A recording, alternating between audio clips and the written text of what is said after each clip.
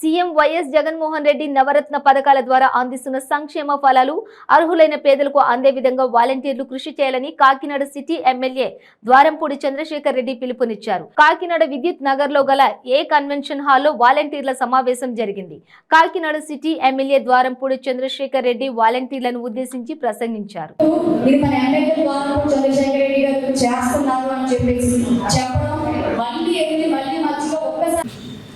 ఈ వీడియో సారాంశం ఏంటంటే మనకి 14 నెలలు ఎలక్షన్ రావాలి.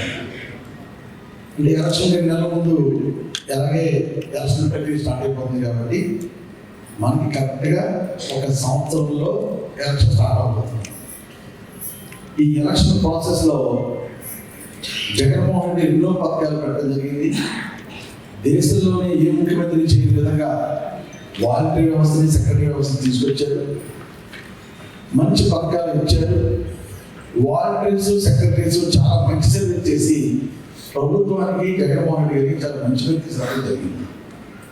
ఈరోజు సెక్రటరీస్ ఉన్నారంటే వాళ్ళందరూ కూడా వాలంటీర్స్ ఉన్నాయి, అందరూ జగన్ గారి సైన్. ప్రతి వాడు కూడా జగన్మోహన్ రెడ్డి గారి ఉద్యోగం వచ్చింది కాబట్టి ఎంతో కొంత విశ్వాసం డెఫినెట్గా జగన్మోహన్ రెడ్డి మీద ప్రతి సెక్రటరీకి వాలంటీర్ ఉంటుంది.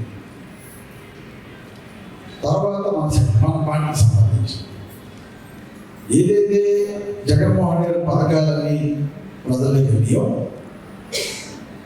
అవన్నీ కూడా మనం తెలుసుకునేలాగా మనం కన్వీనర్లని, అంటే ఒక సచివాలయానికి 3 కన్వీనర్లు, ఒక్కొక్క వాలంటీర్కి 2 గృహసారథులు అని చెప్పడం జరిగింది. ఒక్కొక్క వాలంటీర్కి గృహసారథులు 2 ఉంటే అందులో ఒక ఆడ మగ మనం పెట్టుకోవడం జరిగింది. ఇది జస్ట్ ఏమీ కాదు. ఈ యొక్క ప్రక్రియ పెట్టడానికి కారణం ఏంటంటే ఈ 12 నెలల్లోనూ మనం చేయవలసిన కార్యక్రమం ఏమిటంటే ఏదైతే ప్రభుత్వం ద్వారా పథకాలు పొందినటువంటి బెనిఫిషియర్స్ ఉన్నారో, లబ్ధిదారులు ఉన్నారో, ఆ లబ్ధిదారులకు సంబంధించిన ప్రతిదీ కూడా గృహసారథులు, కన్వీనర్లు తెలుసుకోవాలి. ఎట్టి పరిస్థితుల్లో కూడా గృహసారథులు ఎప్పుడు కూడా వాలంటీర్స్ పోటీ కాదు.